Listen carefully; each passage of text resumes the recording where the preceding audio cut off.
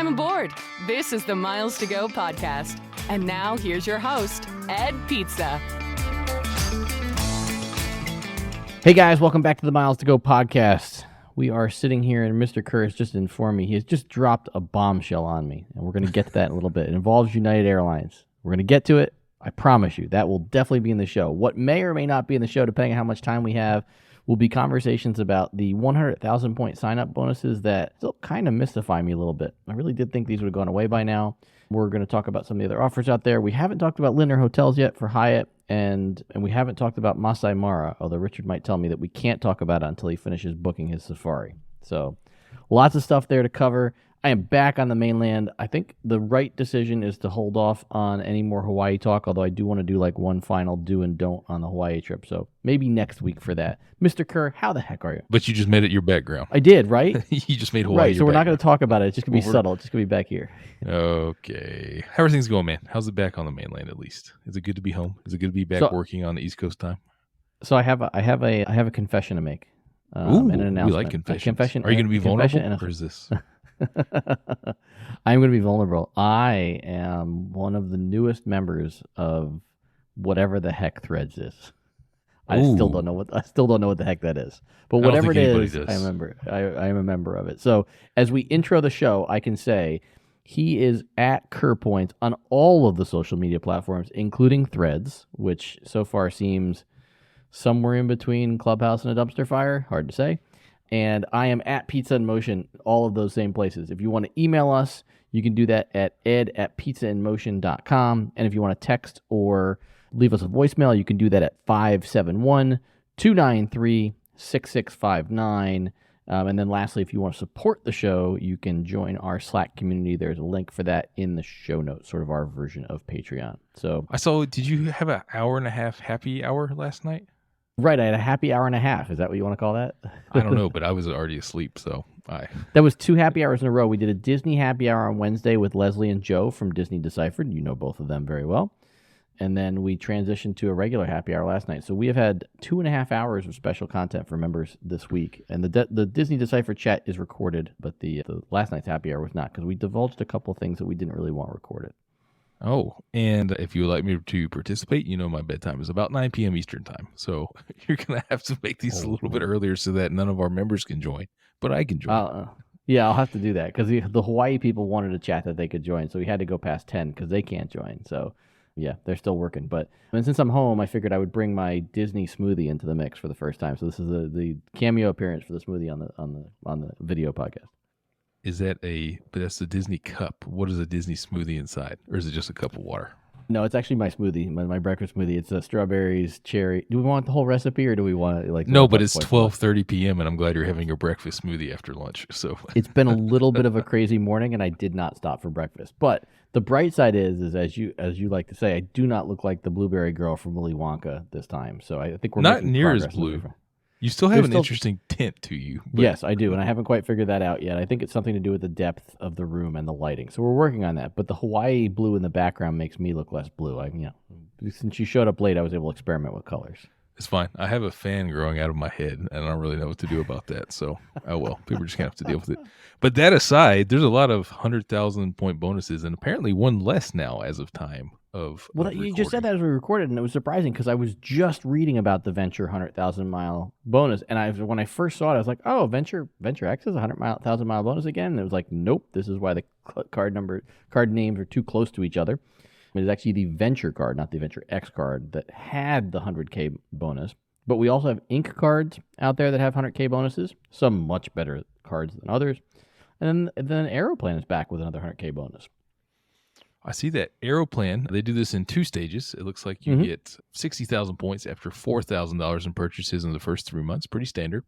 Then you get additional 40,000 points after you spend an additional or total $20,000. Total. Yes, total 20K in the first 12 months. So they really want you to use this card.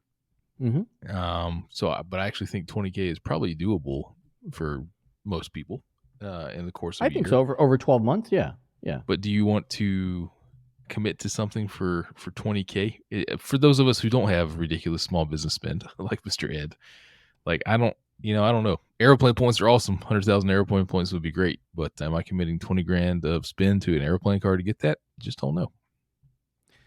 It's a good question, and I did some thinking on this from the standpoint of, like you said, somebody that doesn't have small business spend, because we always talk about this on the show, what cards people should be spending on, because I'm not a churner, and so for somebody who lives in the U.S., you've got 3 bonus categories that are applicable here. You got 3 points on grocery stores, 3 points on restaurants, and if I remember correctly, that includes like DoorDash and Grubhub and those guys, and then 3x on Air Canada spend. And so for somebody in the U.S., quite frankly, you're probably not going to have a lot of Air Canada spend. There are certain instances where buying a United flight on Air Canada is cheaper, but more often I find that the Air Canada price on the United metal is more expensive unless it's combined with an Air Canada flight. So now we've narrowed this card down to 3x on grocery stores and 3x on dining. It's an interesting mix because if we think about, like, let's use Bilt and Chase Sapphire as reasonable comparisons here in the same price range. Sapphire Preferred and Aeroplan both have the same $95 annual fee. Bilt has no annual fee. Both Sapphire and Bilt have a travel bonus category, but neither has a grocery bonus category. And, Aeroplan picks up the grocery store. So for somebody who is much more of an everyday, doesn't travel a ton, the Aeroplan card might be better because of the grocery spend if they don't spend a ton of cash on travel. Yeah, they also get this little 500-point bonus after every 2K spend, up to 1,500 bonus points a month. So that's a little something that's going to help you because you got to get to 20K. I mean, it's a really solid $95 card if you're going to be using Aeroplan points. It comes with Aeroplan 25K status for the first year, and if you spend 15K a year, you maintain the status. So you're at least going to maintain it the first year if you're working on that sign-up bonus. Global entry, TSA pre-check, reimbursement, free first check bag for up to 8 companions for you on an Air Canada flight. So, I mean, if you're going to Canada back and forth using the Aeroplan points, like, it's a good card. It's just 20,000 spend dedicated to a single currency. I have never done that. I've never, in 12 years, 13 years, I've never committed 20K spend to a non-transferable currency. And I just don't know if I would do it. So if people are like, hey, I got this Aeroplan offer, like, I'm not going to fault you for it. It's pretty solid. It's interesting. And you got now 50 different airlines to use Aeroplan points on. So while it is a single currency, like, it's kind of not. It's very flexible. And you also pay yourself back too, which I wouldn't regard as my first choice, but it is a reasonable piece of flexibility to have. Yeah. So interesting card. Although if you abuse that pay yourself back, Aeroplan is shutting you down. So, or Chase is shutting you down if you do that. So just use that the right way if you want to keep this card. So, I mean, really interesting. I've spent a lot of time in Toronto over the last 6 months with the folks up at Aeroplan and talked to them on a weekly basis. They are us. They are you and I. They are complete av geek loyalty nerds. They know everything going on in the space. Yeah. They follow all this stuff. They read Doctor of Credit. When I love them for all doing all this. So this is really interesting. And do they still have, if you spend $1 million on their card in a year, they do get the companion pass? They do. Business class too, right? Which is an interesting segue to, I applied again for the Chase Aeroplan card while I was away in Hawaii. And when I got back, the letter was here in my mailbox. Declining you. Again. Yeah. Yeah, man, I don't know. So here's the question. Here's a question. Knowing my use case, because, why not be selfish and just talk about me for a minute?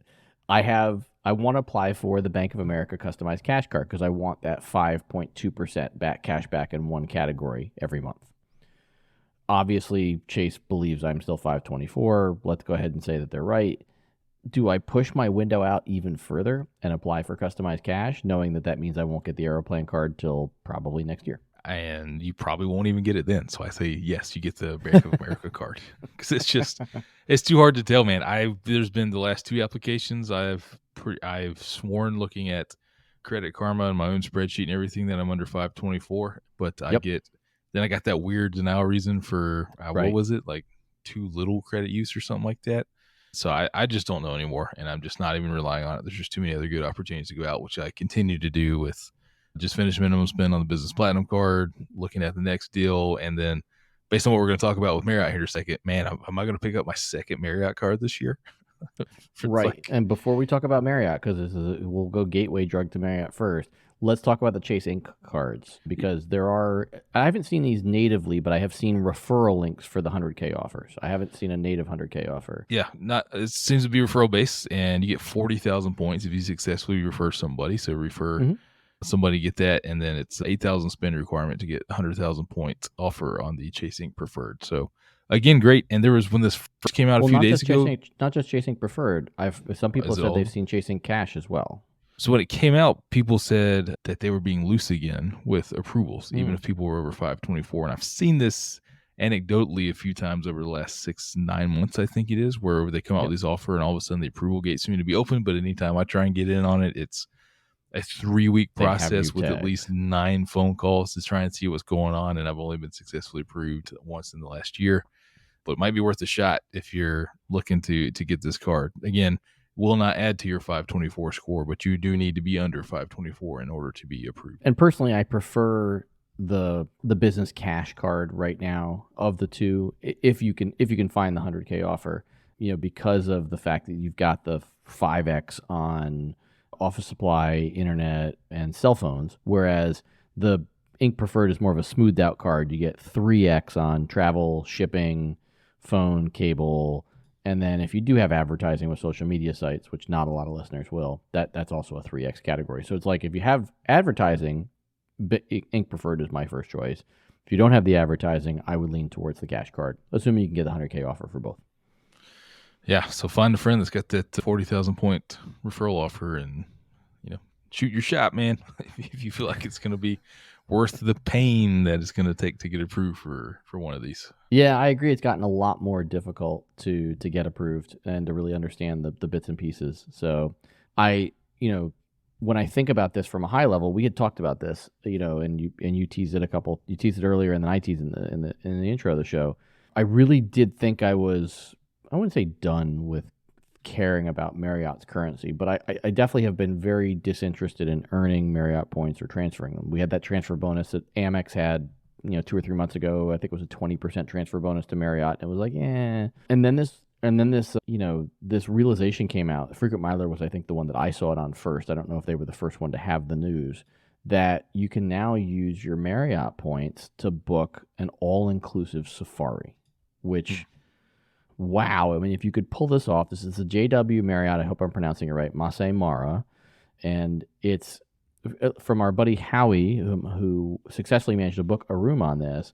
It looks like you can get rooms for around 80,000 points a night, and 5th night free is part of the mix. So when you stretch that out over a 5-night stay, you're really averaging it out to about 60,000 points a night. I think his booking was just over 60,000 points a night. Yeah, so I took a look at the flexible calendar date for this, and I did, 5-night stays, clicking through every month for the next end of calendar.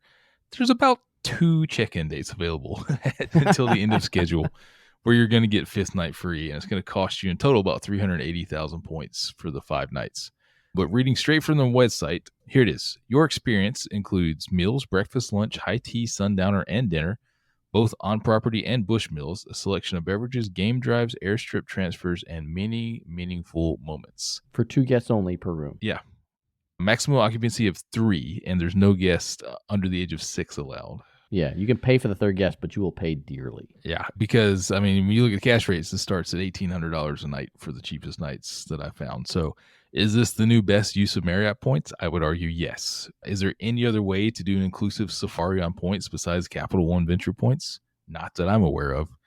Am I going to turn all my Swan and Dolphin points into Masai Mara Lodge points? Maybe, man. This is I'm never going to fork over 20 grand for a safari in the next 15, 20 years. Maybe if I hit the lottery. 30 years, 50 years, 100 years. Once word gets out on this, which we are doing right now, these very few dates, even if you want to do 3 or 4 nights, very few check-in dates on Award. I think they're going to be gone, man. This is going to be one of the, you can't use points anymore, or they're going to jack it up even more. So I'm trying to I'm just going to throw a placeholder out there. But in order to do that, I'm either going to have to transfer some points into Marriott or going to have to get another card real quick to get my balance up to that about 380,000 points to make it happen. But this looks absolutely awesome. It is a JW. So, it's only 20 luxurious and expansive in-suite tents, all with their own private outdoor jacuzzi tub and deck. Why don't you just use points advance, man? Brutal. Yes, in the Hall of Fame of things that Marriott had that died that we used to love. But this looks about as good as Marriott points can get. So, yeah. I think by the time you're listening to this, I've already taken the 5-night reservation. Let's make it happen. Besides South Africa, Africa is a huge blank spot on my travel map. I've been wanting to get to a few different places. So this is, you're right at the doorstep of Tanzania, Rwanda, Uganda, everything right there from Kenya, where this is located. It just looks like probably like an awesome trip if we can time it up with when the animals are supposed to be there and all that, man. So I'm kind of sold on this, and we'll probably try and figure out how to put a placeholder on before word gets out anymore. Well, and I think I take it a step further to say I would love to take advantage of fifth night free for this, but I honestly think the value is there even if you can't get fifth night free. Even if you bump this up and said you were spending 90,000 points a night for two people, all inclusive for a safari. I mean, that's still really, especially when you consider a night at the Swan Dolphin is 60 now. So for 90, I can get an all-inclusive safari in Africa. That's still a deal. It still just is what it is. It's a deal, which means it will not last. This will die. Oh, yeah, that's why. I mean, I'm just clicking in here to the next month, man. And for two adults, $4,275 a night. Ouchie. A night. So the best I'm recalling it's the best use of Marriott points in the universe now is this lodge. And man, I'm going to put one of these on hold. Yeah, not as lucrative as JW Marriott Mars or Venus. So yeah, we'll call it the best in the universe. I'm claiming it. Best in the universe. There it is. Kerr has said it. Best in the universe. All right, so if you did that, where would you want to? Because we had this conversation in the happy hour last night. Where would you want to pull the points from? Would you pull them if you had a balance of membership rewards and a balance of Chase Ultimate rewards? Where would you pull them from? I'd pull them from membership rewards because I can just get another business platinum. Like my 150K bonus literally posted yesterday. So if I chuck them into Marriott, I can put one of these on hold. And I'll just get another business platinum and get those points back again. I mean, there it is. That's how easy it is. Ridiculous, right? So essentially paying $695 to top off this ridiculous all-inclusive safari for two adults. Like, boom, man. Make it happen. Here's my dream itinerary for this. It's Atlanta to Doha and Q Suites on Qatar, and then Doha to Nairobi with the short layover there. Spend a night in Nairobi, check that out, and then take the airship flight out to the Masai Mara JW. Do that. I really don't even think we're going to do 5. Emily and I have never stayed in the same hotel for 5 nights since we've known each other. Like 5 nights for us in the same spot would be a long time. Yeah. So I think 2 full safari days, so doing 3 or 4 nights there. And then from there, hop to Tanzania. And Park Hyatt Tanzania has been on my list for forever. Tanzania looks awesome. Really cool things to check out. And there's just something about Rwanda, the history there of the early 90s, and apparently how it's turned itself around. It's just an amazing place to go and visit. And that's where the gorillas are.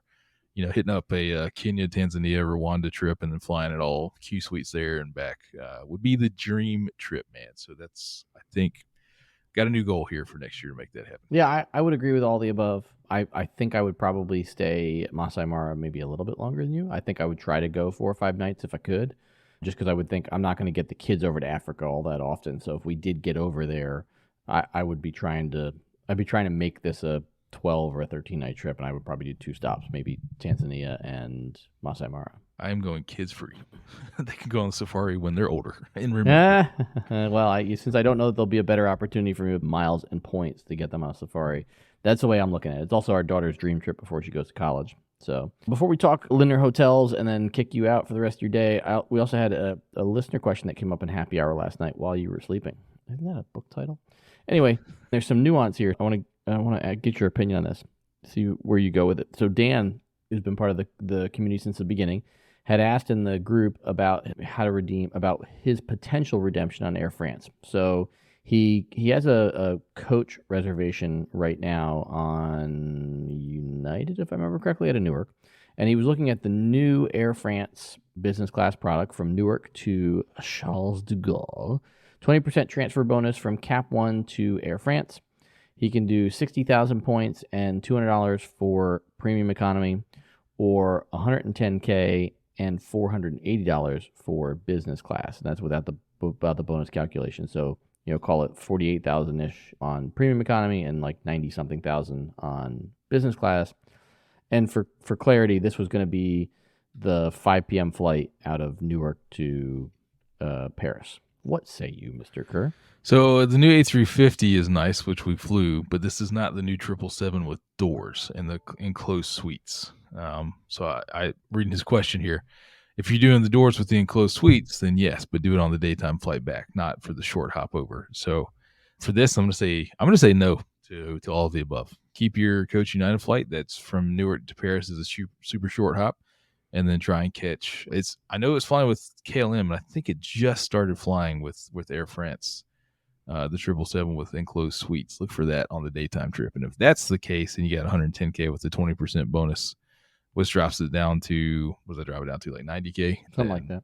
Then book that up. Otherwise, stick with what you got. Yeah, so my opinion on this won't surprise you in the least when you think about it. And it's somewhat similar to you, but as you and I have had this conversation before, I am a hard no on 5 p.m. departures from the East Coast of Europe. So my recommendation was take the midnight flight from JFK and bump yourself up to business class and get yourself a 5.5, 6 hour nap. That was my 2 cents. Cannot remember the last time I got a 6 hour nap on a flight.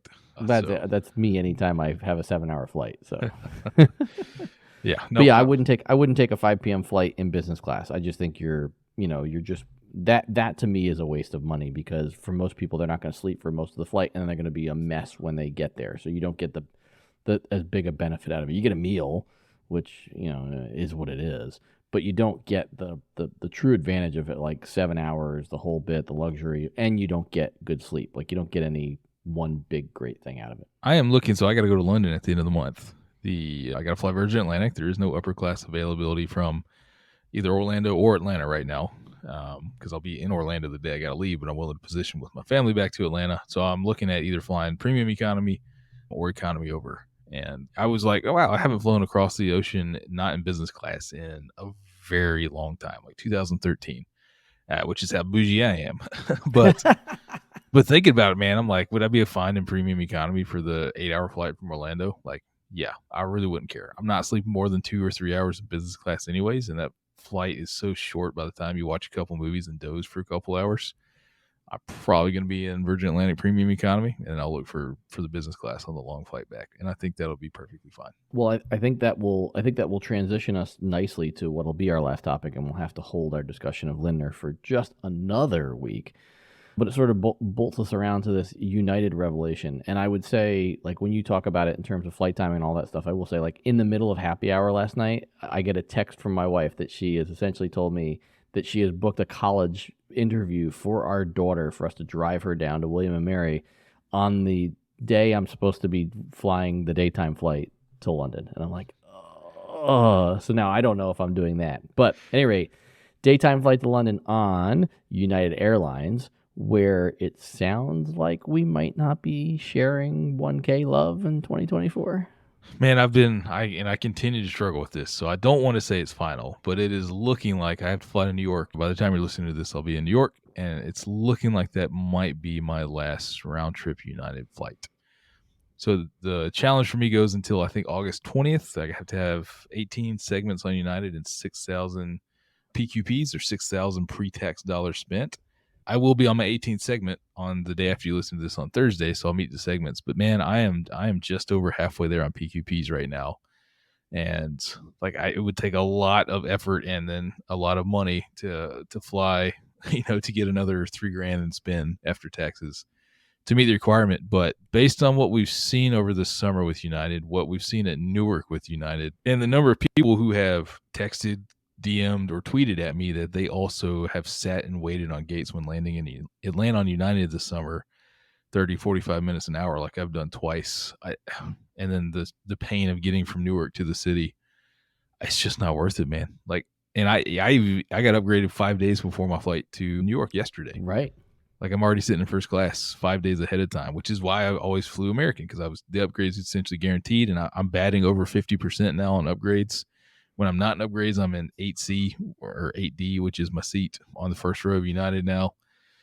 But man, the operational limitations, I think, are just going to kill me. And it's just going to be like something that's not worth it. So the compounding factor this week was when JetBlue said we're completely out of the Northeast Alliance. We're going to focus on our merger with Spirit. That gives me hope that they will return that slot and that flight for LaGuardia back to American, where I can continue to work on American status through all the other ways that you get American status now that doesn't include flying, and kind of play it as a free agent for the rest of the year. I'm set up good. I think I'm going to hit the PQPs to be United Platinum through 25. Also, I won't meet to 1K, but I'll be the next to top tier status, which should probably be give me what I need out of United. Yeah. Yeah. Still Executive Platinum until February. Still Delta Platinum until February. If that happens, are we going to try and make the sprint to Executive Platinum for 25? You know, it just depends, man. Depends on what happens over the next couple months with JetBlue and American. If they come out with an unwind plan, which I think they're going to have to, right? JetBlue's going to have to give some of those slots back to American because that was the whole point of. Yeah, right. Yeah. And that flight that I was flying on the E-175 from American, it was always full now. It was always, it was really full. That's how I was surprised that American was giving that business up, man. So it gives me hope that's going to return. And if nothing else, then I can just rely on Delta to get me there and back on time. If there's same-day flight changes I need to do with Delta, I can do that because there's a flight every hour between LaGuardia and Atlanta. And then, man, I can just continue to time my flights like I did previously to get around traffic from LaGuardia and keep it at 25 minutes into or out of the city and not worry about all the Newark shenanigans. So I don't know, man, but it's looking very unlikely that I'm going to be able to hit that 6,000 PQP unless I do a really expensive round trip connecting itinerary to London on United. And I don't want to do that. I don't want to do that. Well, when you boil it all down, it comes down to one question for 2024 for you. So when you inevitably don't have enough loyalty points with Advantage and you've blown past the United Challenge, are you going to choose 9 Bravo or 28 Charlie as your Delta seat out of Atlanta? That's the problem with Delta, man. I'm going to be in the back of the bus on Delta. It's or a middle seat, or a middle seat in Comfort Plus. Yeah, I'm not going to do the middle seat deal, but man, that's where it is. I'm going to be in the back of the bus on Delta and just have to be okay with it. That's really where, as Howie knew, it's Howie always said he's going to be flying Delta sooner or later. And I think in the holding period after this week, I'm going to have to go to Delta until we see what American and JetBlue are going to do to unwind this Northeast Alliance. So the struggles of the road warrior, man, I can't beat it there. It's been great. It's been great with United so far. Looking forward to checking out the new lounge at the new United Club that just opened at the brand new Terminal C in Newark, probably for the first and only time. You never know, but that's where I'm at now. Well, I think that's a good place to put a pin in it. We'll definitely reconvene next week to discuss Hyatt's expansion in Europe. 99% likely that when we record again, I will be back from Nova Scotia, our family trip, so I can recap that as well. My God, the temperatures up there, man. Oh my gosh. It's highs in the mid-70s, lows in the 50s, as compared to the 92 and 6,000% humidity where we are right now. So looking forward to it. And this time we don't have to blow through any COVID controls or breaking laws or anything, man. You can just get there and back on the plane. Right. What do you got planned? I know you got New York. Anything else planned? No, it's just New York, and then a week after that we'll be going down to Disney. Love it. All right, well, Canada out there beckoning, and Mr. Kerr one more lap to New York, and potentially his next quest to get 4 Alpha back on American Airlines. We've also threatened to bring our buddy Summer back on to be a camera guest with us again, and we're still trying to chase Monkey Miles to come on for a review of his book. So lots of fun stuff to do. Maybe Ed will be less blue than he is right now, which is still less blue than I was a couple weeks ago, but back in the good old continental United States. Until we upload again, we've got miles to go.